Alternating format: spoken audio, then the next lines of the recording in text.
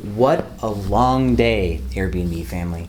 Welcome back. Today, I'm going to talk to you about the 9 steps that go into a guest review of a host. What they ask your guests once they check out, so you know what you should be doing right, so that way your guests don't say you did something wrong, right? So let's get into it.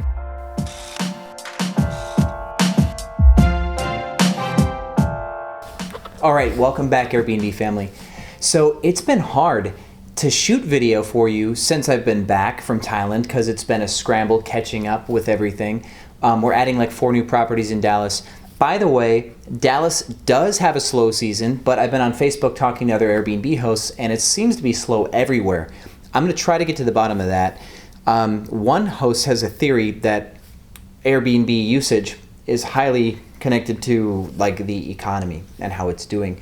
Probably right. It's probably something to do with that. So we'll get into that later. But I gotta show you something. One sec. All right. Thanks for your patience. So in Thailand, I ended up shooting a lot of photo, not just video, which of course I'm going to be releasing more Thailand video for you guys too. There's just a lot to edit and sift through. And there's another property that we did, the Rakidzich Villa, the Princess vacation property. She had us do promotional video for her place, and we're going to show you some of that. But because of that, I broke one of my things for my camera while I was on vacation in Thailand, so I had to buy some new stuff. But I bought this. Check this bad boy out.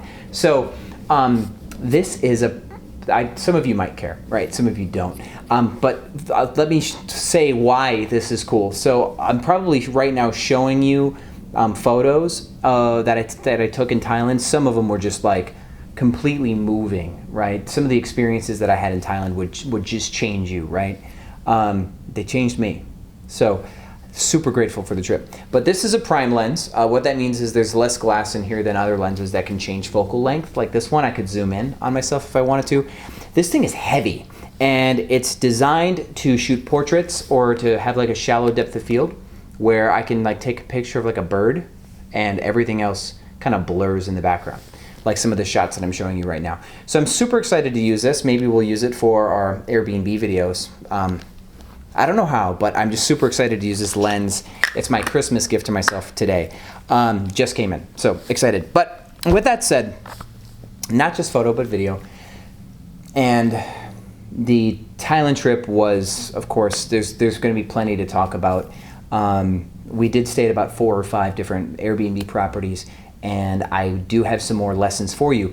This video came from my experience in Thailand. While we were staying at this Rakidzich Villa, which I'm going to show you the video, kind of like do a tour, probably in the next video we do, they asked me to review the villa, right? And I have not been a good guest reviewing our hosts with frequency, and if you're traveling, you should review your hosts because they deserve good 5-star reviews. And I don't do this frequently enough, but the updated version of the guest review includes 9 screenshots I took on my phone while I went through the review process. I'm going to walk you through them so that way you know what they asked me, so you can know what you should be prepared for. So the first screenshot is describe your trip. They wanted to know if it was as good or better than expected. So does your listing meet or exceed expectations, right? So I think the part of that is like, are you overselling your listing?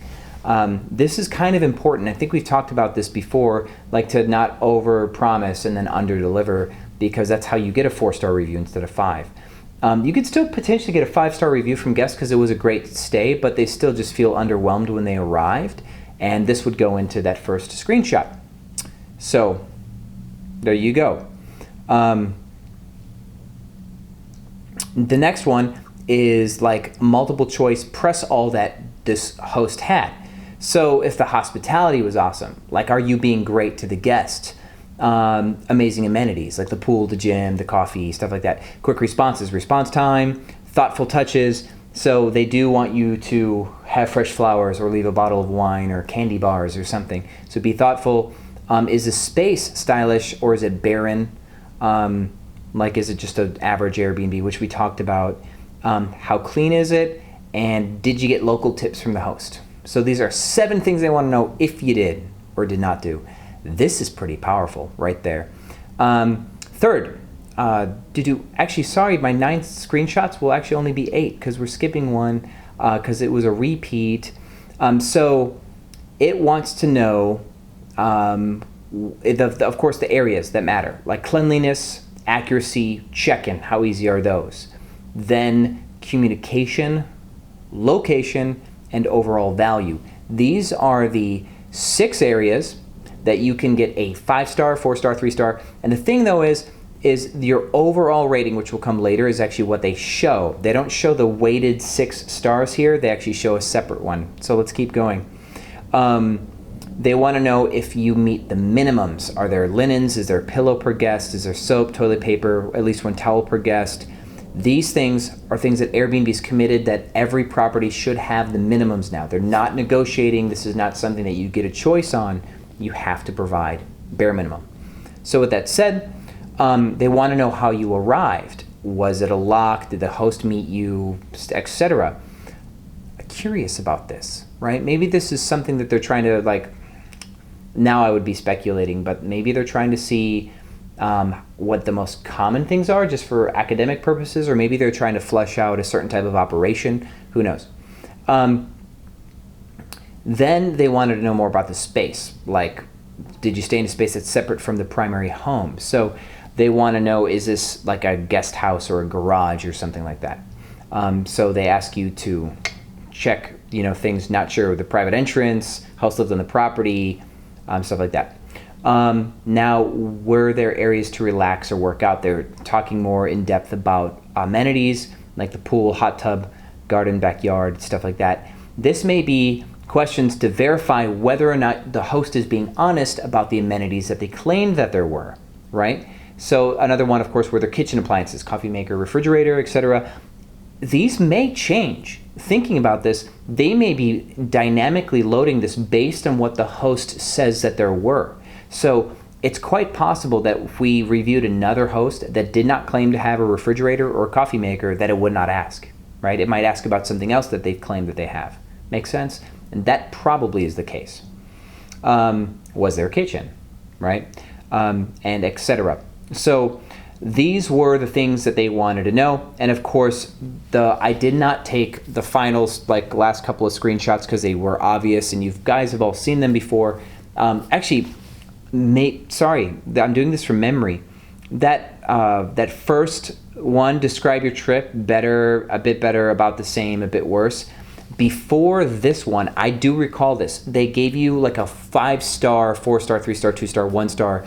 They did a star rating in the beginning asking how was your stay, just an overall star rating response, and then they got into specifics. So this has changed from the last time I recall doing a review.